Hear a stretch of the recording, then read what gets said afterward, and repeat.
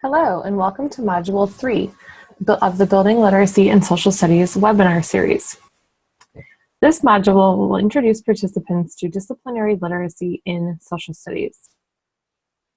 As a result of the session today, participants will be able to describe disciplinary literacy and then apply disciplinary literacy to their own teaching practices. We're going to start off by looking at a quote from Shanahan and Shanahan. This quote says, "Experts read their respective texts quite differently." I want you to think about what that means for just a second if you're by yourself or if you're with a small or large group. Please do a think, pair, share to process this quote.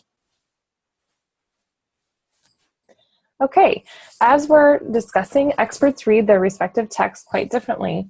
Shanahan and Shanahan really speak to the idea of disciplinary literacy, meaning that experts, such as historians, approach text very differently than, let's say, a scientist. So this webinar is really going to get into one of the 6 instructional shifts, which is building literacy, building knowledge from the disciplines, and disciplinary literacy. And we're going to focus on how historians or social scientists approach text versus other areas. So disciplinary literacy is defined as the confluence of content knowledge, experiences, and skills merged with the ability to read, write, listen, speak, and think critically in a way that is meaningful within the context of a given field. So getting to really that idea that our job as social studies teachers is to help kids process how to read, write, listen, speak, and think in the social studies.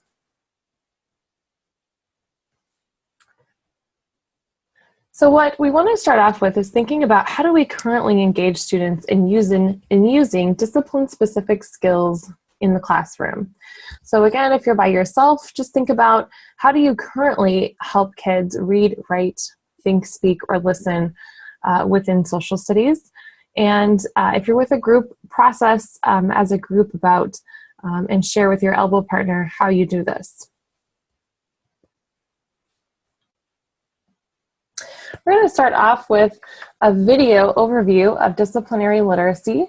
And this is from David Coleman.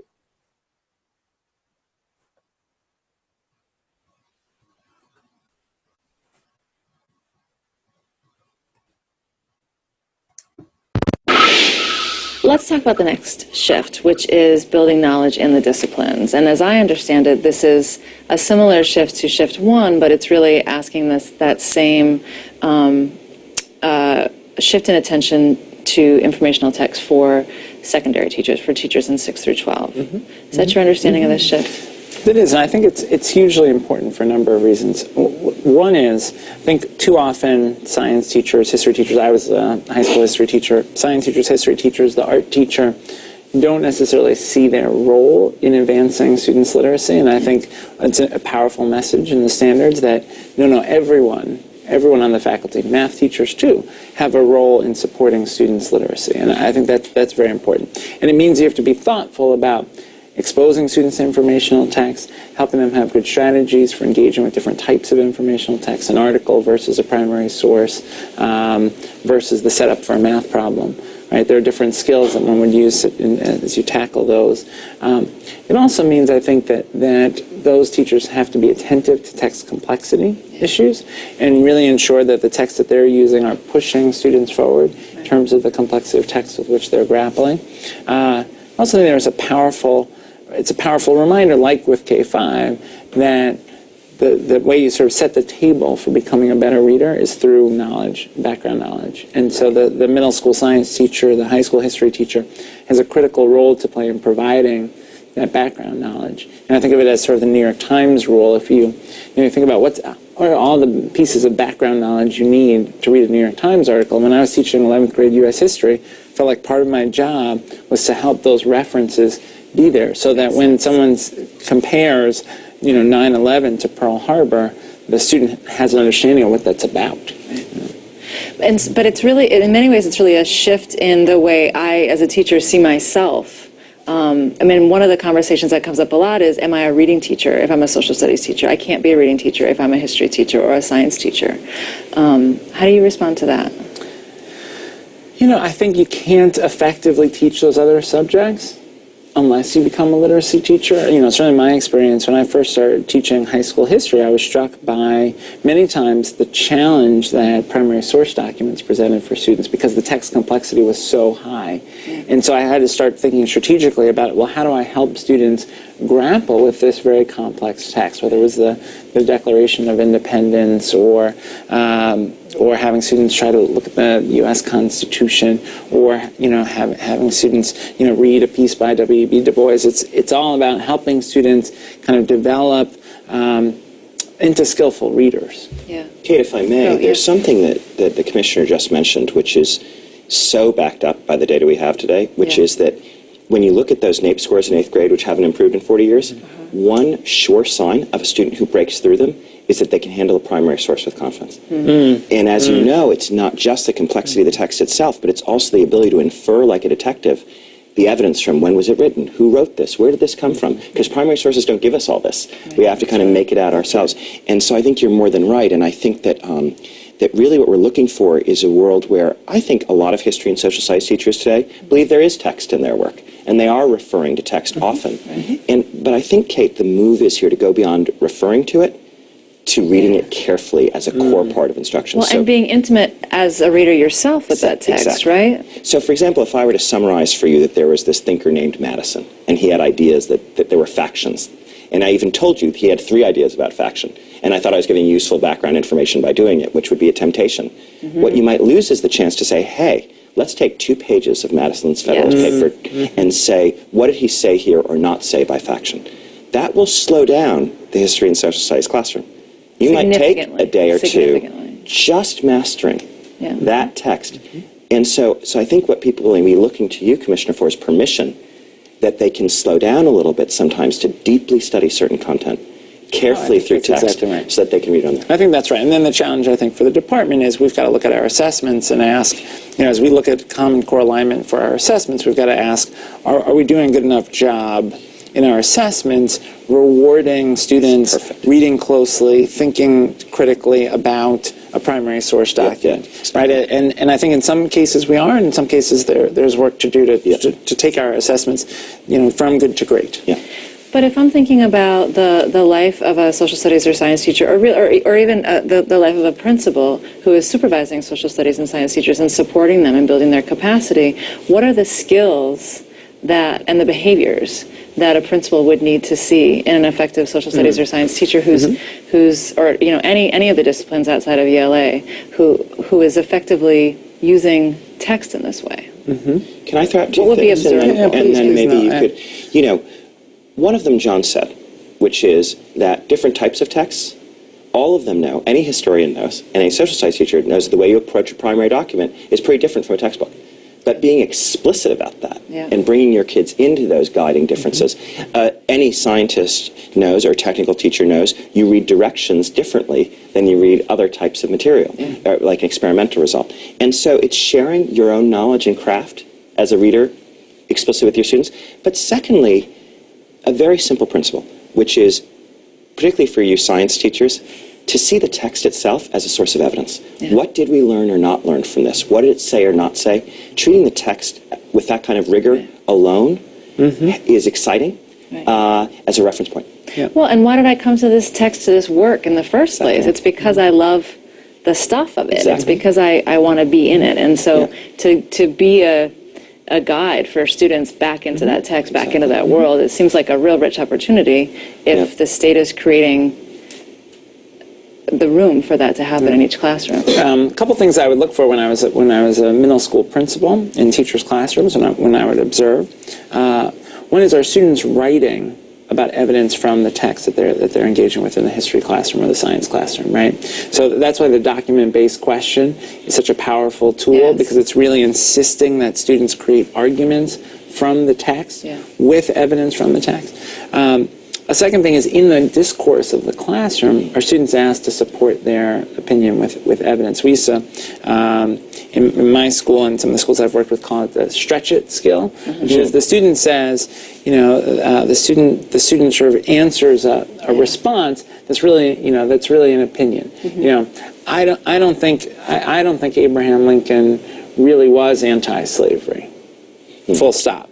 And the teacher's task then is to say, what's your evidence for that? How do you know? Why do you think that? Show me, right? The powerful move is, show me where in the text you see that. Show me where in Lincoln's writing you see that. Show me where in this document from the time period that, by a newspaper editorialist, show me where you see evidence for your opinion. And that, I think, is a very powerful habit to get into, whether it's in a second grade classroom or a seventh grade classroom or 11th grade classroom.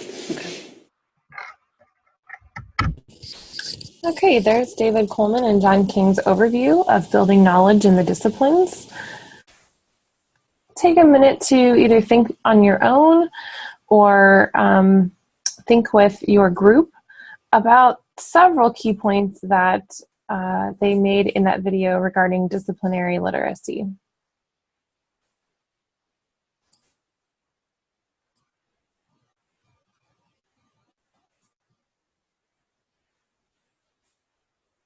Okay, in the handouts that accompany this video or this webinar series, you can answer a few key questions from that video that we just took a look at. So if you are by yourself, feel free to do that, or if you're with a group, feel free to answer those questions and share out with a partner or the larger group.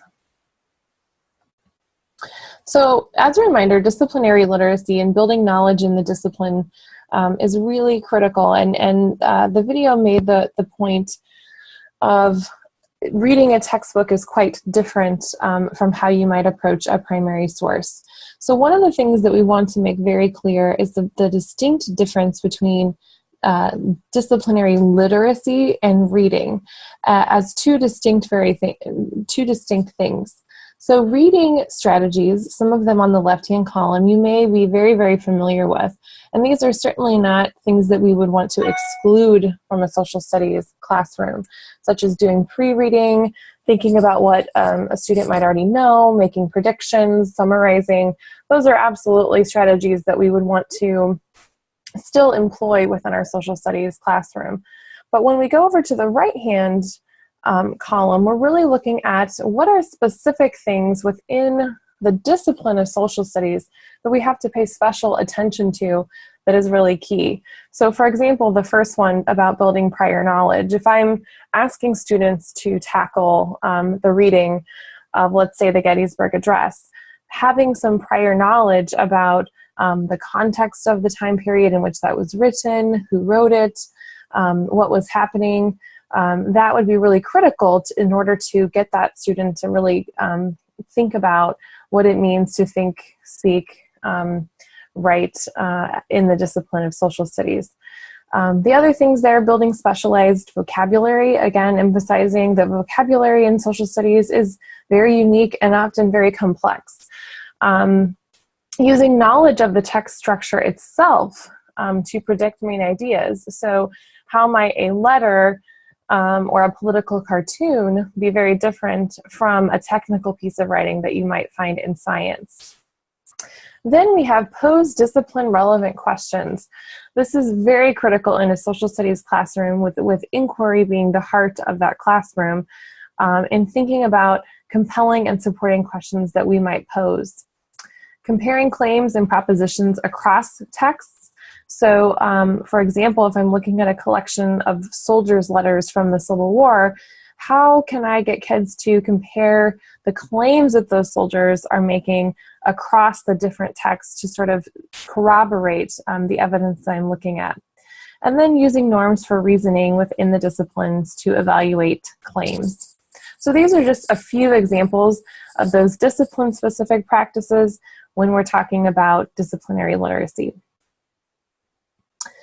Frequently, just as the video pointed out, we often hear, but I'm not a reading teacher, and really want to emphasize the point that although just as you saw on the left-hand column of the previous slide, there are some reading strategies that we would love for every classroom to use in order to get kids to really access text.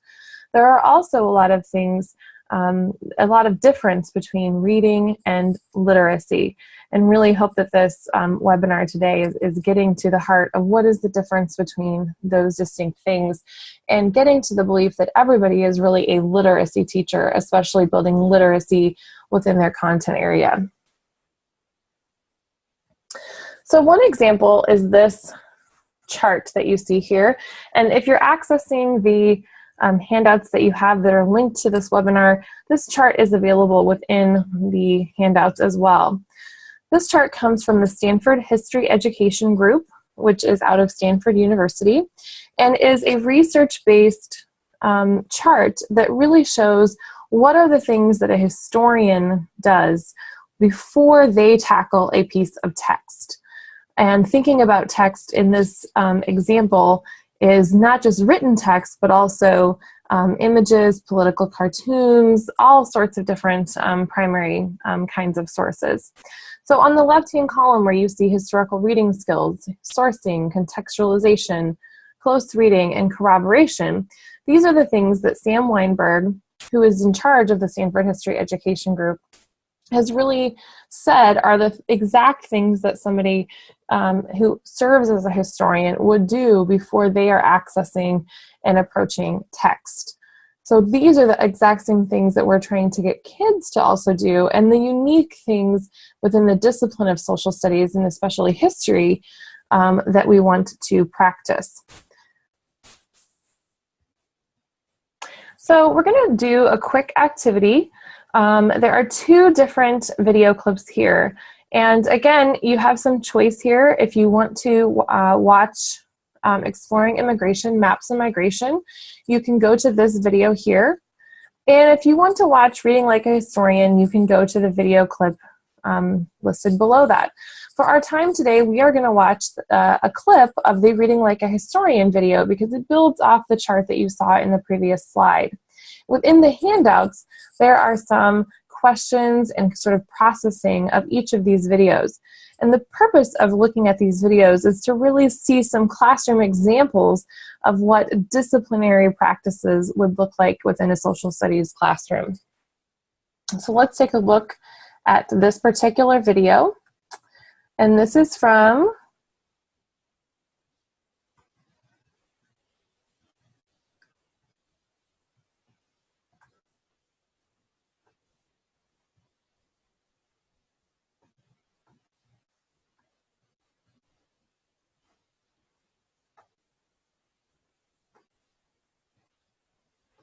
the Teaching Channel.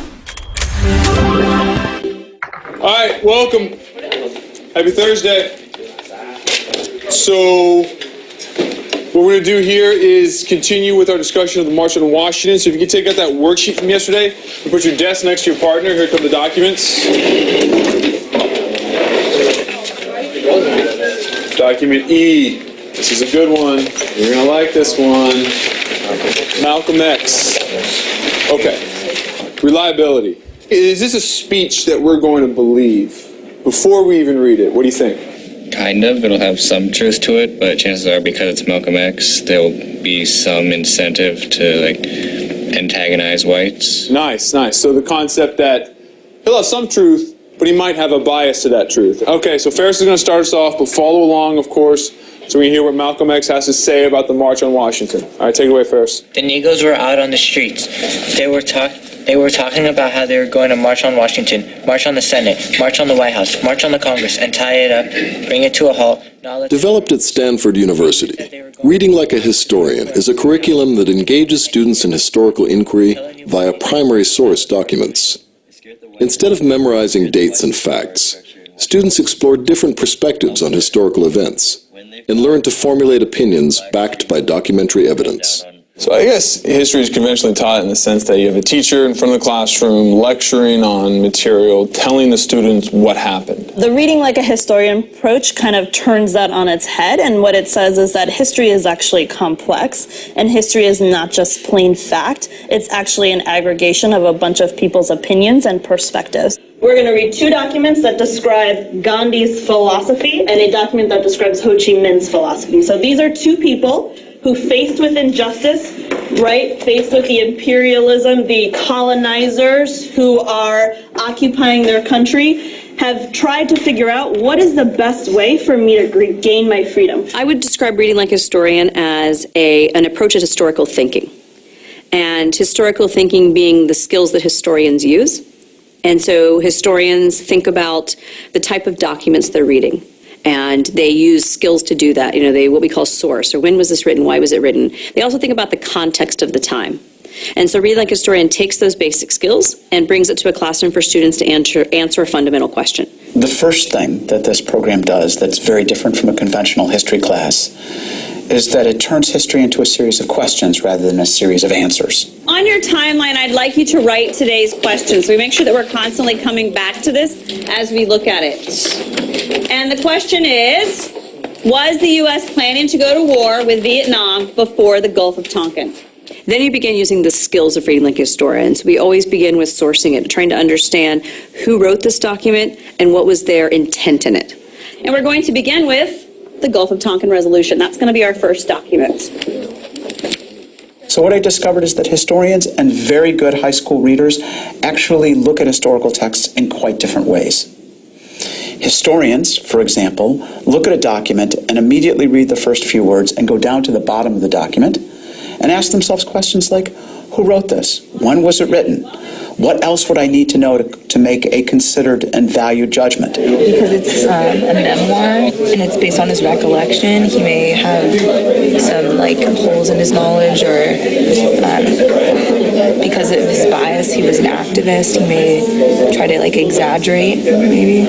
Sourcing is simply the notion that before we accept information as fact or true, we ask a series of elementary questions. Who wrote the information? Where did it come from? When was it written? By whom? Etc. In general, I found that a lot of my students actually enjoy reading primary source documents because they find it a lot more interesting. They find they actually understand the material a lot better because they really feel like they are getting the perspective of somebody who went through that time period. It's not like not even the Gulf of Tonkin has happened yet, and it's already saying to use military force against Vietnam. I think this whole document is going to be about going to war. So they're already speaking about war before anything happens, so that it's supposed to be the basic presidential decision. Working with this primary documents, sometimes it's harder, and depending on the subject. Because sometimes the document might not give you a lot of details about it, what makes you think more, which makes it a little bit harder, but at the same time, it makes it easier to learn the subject. So the three skills we focused on this year are sourcing, contextualization or context, and corroboration. And the context is everything that's happening at that general time period and trying to bring in all the information of a particular time period to a document or a textbook passage that you are reading. Let's go quickly to number 3.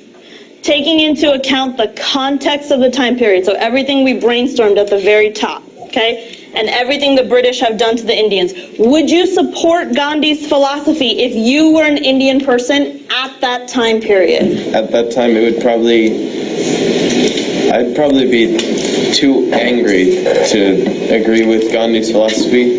Give me a piece of context that we brainstormed in the beginning. What were some of those things that made you angry? Like the salt tax, the massacre, the fact that we had to farm for somebody else, we couldn't even farm for ourselves. There were really mixed feelings at this time on Gandhi's philosophy. And then the final part becomes a sort of what we call corroboration, comparing these documents.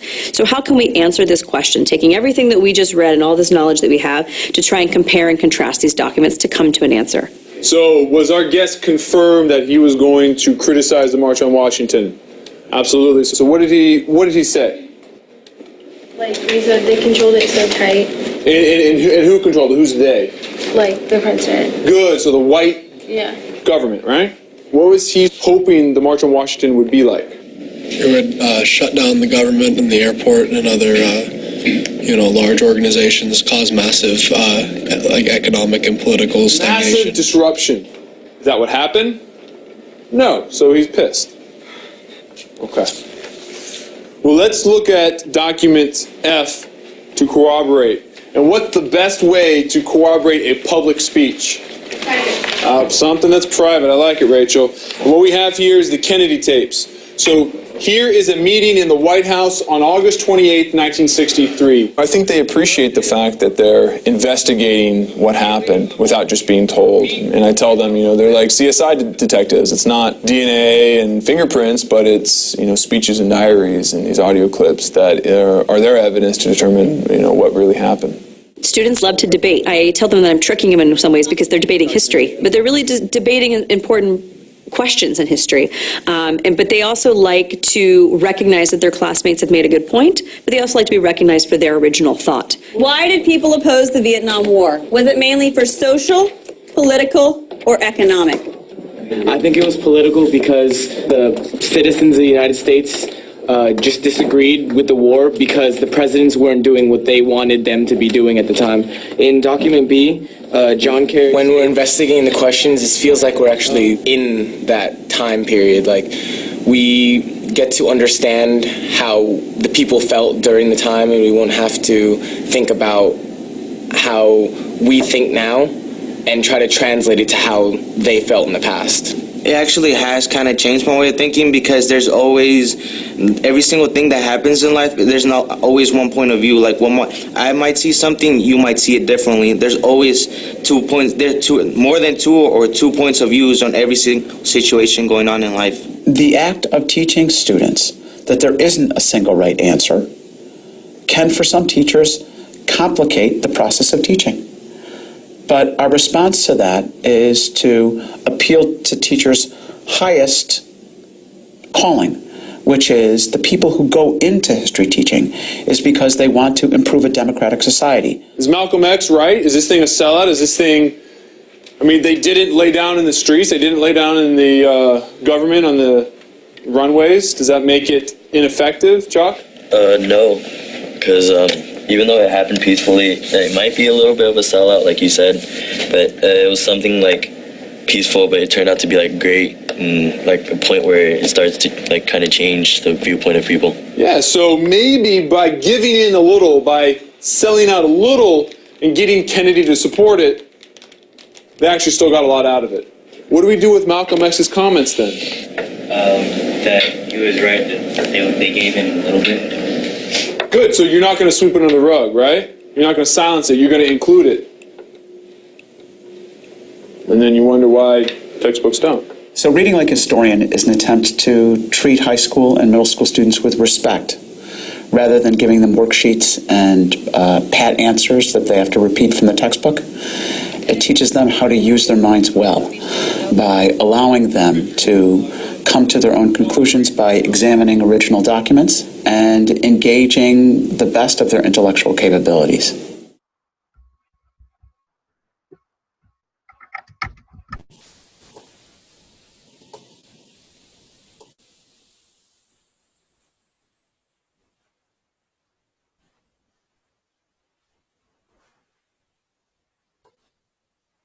Okay, so that video clip was from Reading Like a Historian from the Teaching Channel and gave an overview of the Reading Like a Historian curriculum.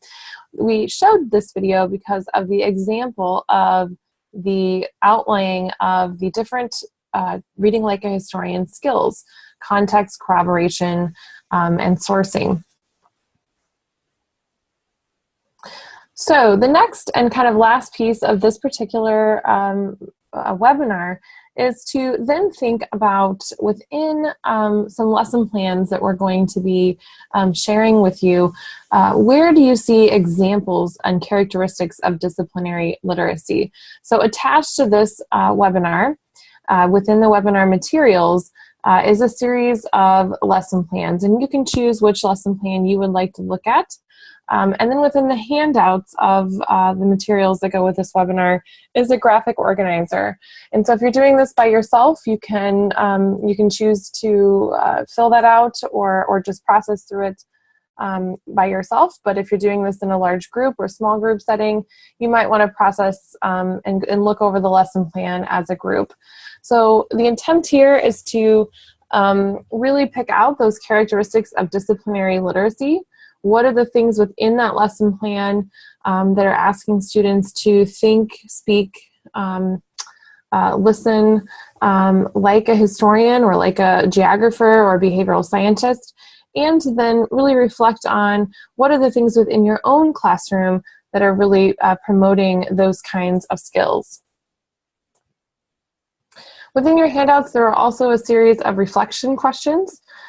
So in your individually or within your group, you may want to go through those questions and process how do you currently approach disciplinary literacy, and if it's not a central part of your classroom, how would you make that instructional shift for it to be a central part of how you approach your classroom?